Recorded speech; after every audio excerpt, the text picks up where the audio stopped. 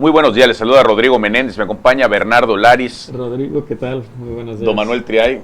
Buenos días. Buenos días. Don Manuel. Bueno, Buenos pues días. terminamos esta semana con una nota que leí, donde dice que Marcelo Ebrard pudiera ser candidato del megafrente opositor en el que el PRI tenía esta idea, ¿no? Es una nota interesante, me acabo de enterar ahorita que tú me la compartiste. Me llamó la atención. Beltrón es el que está detrás de esta operación política. Pero ¿cómo la ven? ¿Será viable? Bueno, él propone a Ebrard, Beltrón se propone a Ebrard, propone a Vila, a Mauricio Vila, el gobernador de Yucatán, o Alfaro. Y de hecho está instando, por ejemplo, a Dante Delgado que se suma a este megafrente opositor.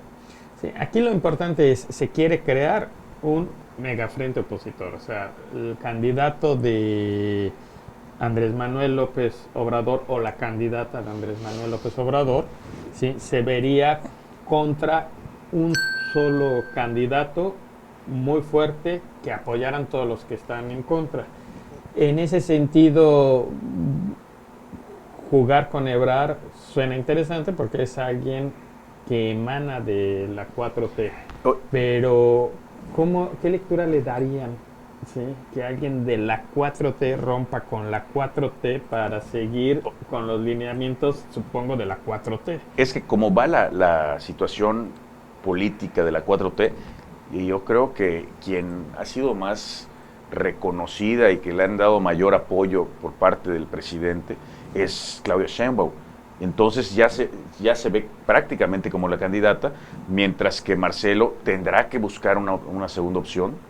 Y no solamente él, Ricardo Monreal, que a claras luces no es el candidato de López Obrador, no es el candidato de la 4T, y él está buscando y buscará en una serie de relaciones, digamos, él sí más en el interior del estado, más que en la Ciudad de México, más que en el centro del bus, es más de, pues digamos, de provincia, y ha estado tejiendo ese tipo de relaciones. También buscar un partido. Oye, está ya el Verde, que tendrá que buscar la forma de sobrevivir, hoy sí, sin pegarse a alguien. Está Movimiento Ciudadano, está el PT, que no creo que vaya a hacer alianza con Morena, porque la vez pasada por poco pierde su registro. Yo creo que hay muchas cosas a fondo que el que hace este anuncio, digo, sí sabe muy bien quién hace el anuncio, cómo se maneja esta situación, pero parece que no y quiere vendernos una mañanera. ¿Ok? ¿Por qué? Dice un megafrente oposicionista para que el señor que está en Palacio no repita, o Morena no repita en el gobierno. Ok, los que van a sentarse a una mesa a negociar, obvio, tienen como motor principal su beneficio, es lógico. Si el PAN puede ofrecer 100 votos y el PRI 80, el PAN es mano. Y el PAN va a decir, yo tengo a mi candidato. O sea, Ricardo Anaya o quien sea, Vila, por lógica, así va a ser. Pero el PRI va a decir, sí, pero yo te estoy dando 80 votos, ¿qué me vas a dar a cambio? Y así se van dividiendo. Conforme lo que aporten, es lo que reciben. Si yo reúno a 10 o 12, quizá pueda llegar a un acuerdo, si son bastante civilizados, si no es solo el interés personal, sino el interés colectivo, si son bastante inteligentes y de verdad tienen un poquito de lealtad hacia su país, pues puede ser que el candidato de esa mega oposición no salga de los 3 o 4 partidos principales, pueda ser un externo o de uno más pequeño, pero todos se juntan para frenar el avance de un partido que de la noche a la mañana se comió a todos. Me suena ilógico que para frenar a Rodrigo yo agarre a su hijo. O sea, el señor Ebrard es una parte interesantísima que no se ha descartado como el representante de Morena en las elecciones. ok, ¿por qué lo van a recibir los demás partidos para que continúen con algo que están peleando? Así de apertura, yo es lo primero que pienso. ¿Por qué? ¿Qué tiene Ebrard? ¿Qué me vende Ebrard? Fue el que compró las vacunas, es el de la política exterior. ¿A mí qué me vende Ebrard? ¿Qué posibilidades le veo en las urnas? A no ser que tuviera un superliderazgo en el país del que para mí carece por completo, ¿sí? No lo veo como un atractivo electoral. Tú mencionabas a uno que ya fue candidato por el partido oficial. Sí. Ese señor tiene mucho que ofrecer. ¿Ok? El candidato del PRI a la presidencia de la República que perdió contra Andrés Manuel tiene muchísimo que ofrecer desde el punto de vista, sí, el señor Mitt, desde el punto de vista académico, desde el punto de vista financiero, económico, lo que tú quieras, pero no fue un buen candidato, no se vendió a la comunidad, no era un buen producto político. El señor Ebrard, ¿qué tiene? Mucha experiencia, o sea, ya fue... Pues, pero no más que Mitt. No, pero sí tiene, pero tiene carrera política, o sea, él estuvo al frente de la Ciudad de México, claro, ya tuvo un puesto de elección popular. Tiene muchísimo más conocimiento que el que tenía Mitt cuando empezó a buscar la presidencia, y para muchos, sí, trae una trayectoria política positiva. Sí, si fuera lo mejor, si fuera eso, ¿por qué lo suelta Morena?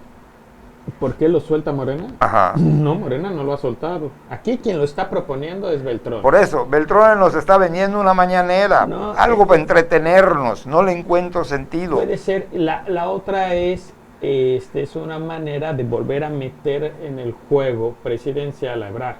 O sea, es decir, a la 4T no lo quieren, nos gusta a nosotros. Y entonces eso hace que la 4T vuelva a reflexionar en Ebrard como su candidato, ¿no? O sea, a final de cuentas, dentro de Morena hay muchos grupos, facciones e intereses que se tendrán que ir consolidando de manera coyuntural en estos próximos 3 años. La cuestión acá habría que también preguntarse, ¿por qué me saldría yo de Morena cuando hay un fiscal que a todas luces ya nos indicó que no se comporte como él quiere? Le va a ir fuerte. Sí, claro. El otro día escuchaba de TV Azteca. Ahorita me acuerdo del nombre. Sí, él comentaba en primer grado que aunque es muy amigo de Gers Manero, sí, tenía que decir que no estaba de acuerdo con esta persecución a los intelectuales. Dice, porque ya lo hemos escuchado 1000 veces como un ejemplo casi retórico de lo que sucedió en la Alemania de Hitler. Vinieron primero por los comunistas y me quedé callado. Luego vinieron por los judíos, me quedé callado. Vinieron por el vecino, me quedé callado. Ya vinieron por mí. Vinieron por mí. Entonces, esto se nota que que hay una cuestión personal más allá de realmente un delito, ¿sí? Que esté considerándose de una manera desproporcionada para lo que pudo haber habido, ¿no? O sea, agarrar y comparar a estos 32 científicos con el crimen organizado es ridículo. Y gracias a la Suprema Corte, o a los jueces, ahora sí al Poder Judicial, que dijo esto no puede proseguir, ahorita está detenido, pero el presidente sigue... Pues yo te diría, si me van a acusar, que me acusen de crimen organizado, que en México el crimen organizado goza de una gran salud. A ellos no les hace nada que me acusen de crimen organizado. A los demás sí los persiguen, a los que hacen ciencia, a los políticos, a todo el crimen organizado, campea por todo el país y no pasa nada, pues que los acusen de eso y no les va a pasar nada. Es una vergüenza, de verdad, es una vergüenza el hacer este pronunciamiento, y no un pronunciamiento, sino ya es una acción en contra de estas personas.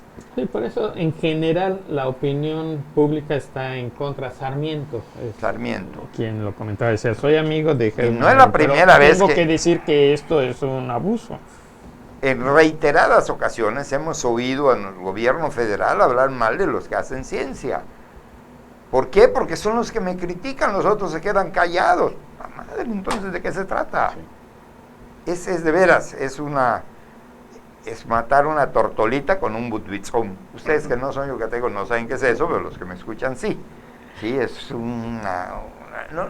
no tiene parangón esto, no le encuentro la razón. Y comentaba yo hace unos momentos fuera del aire que hoy entrevistan a la directora del CONACYT. Quien pone la denuncia es el CONACYT. Claro. Y mete a todo su consejo, creo que son 32 integrantes del consejo, y los acusa de lavado de dinero, de malversación de fondos y de crimen organizado.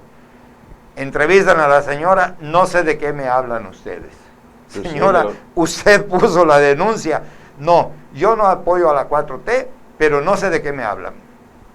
Ni siquiera que se pare y diga, pues sí, los acusamos por esto, que enfrente ella una acción que, hecha o no hecha, es responsabilidad suya.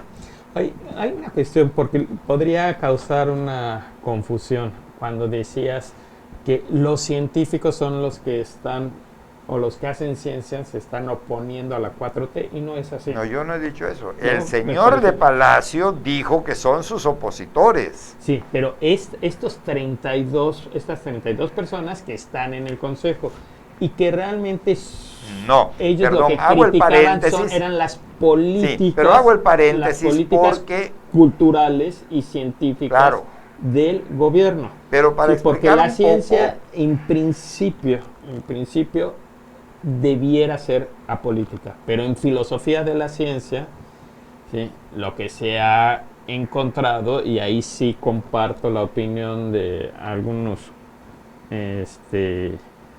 personajes afines a la 4T que están también en el ámbito de la ciencia, que el dinero se coloca en proyectos científicos que interesan a la élite. Uh-huh. ¿Sí? Y de esa manera se distorsiona el trabajo científico.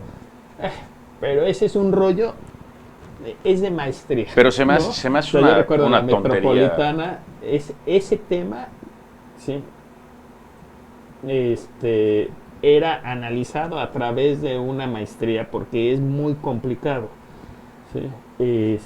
Pero hay que tratar de ser cuidadosos y no simplificar, ¿no?, a la ciencia, porque en el momento en que la simplificamos acabamos perdiendo el sentido de la ciencia, y luego de ahí se aprovechan los creacionistas para decir que el mundo fue creado hace 6,000 años, ¿sí?, en 6 días, y que los dinosaurios convivieron con Adán y Eva.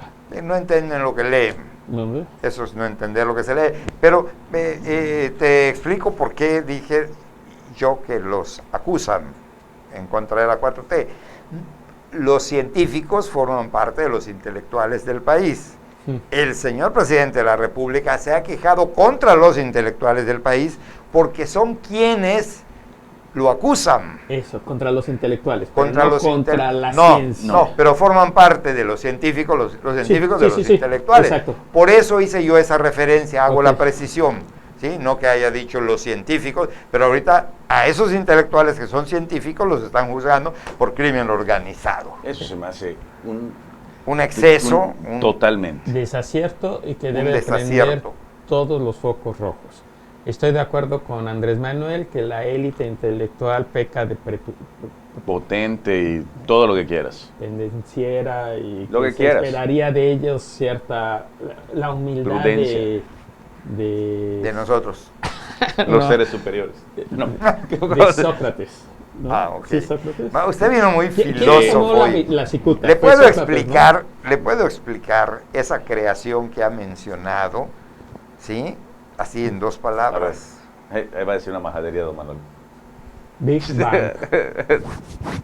¿Por qué me traes? A ver, diga. Quien lee la Biblia y no la entiende, comete todos esos errores y pecados que tú estás mencionando. Para poder criticar tienes que ubicarte en el tiempo. Si tú te ubicas 2000 años atrás en la vida de Jesucristo y no entiendes que a entonces se hablaba con parábolas, pues nunca sabrás qué era la realidad de las cosas. Cuando se habla de 6 días, la creación del mundo, cuando se habla de 6 días, no eran 24 horas con su amanecer y su encender una lucecita. Esta señora Eva y esta señora Adán nunca existieron. Nuestros primeros padres no se llamaban Adán y Eva, sino es una forma de explicar la creación del mundo. Los evangelistas... Y tampoco agarraron una manzana y se la comieron y por eso los condenaron. Si algún evangelista creacionista nos está escuchando, sí, disculpen estas palabras terribles. Usted es uno de ellos. No, esa es una realidad. Esa es una realidad. Estoy mucho más cerca de lo que tú piensas que de los creacionistas. Es una forma de enseñarnos de una pareja que da inicio a la humanidad, que es Adán y Eva. Ni tampoco es el orden con que se creó el mundo. Eso sí se puede suponer o se puede conseguir a través de la ciencia y los conocimientos. Mejor vámonos a un corte comercial y regresamos aquí desde Mérida.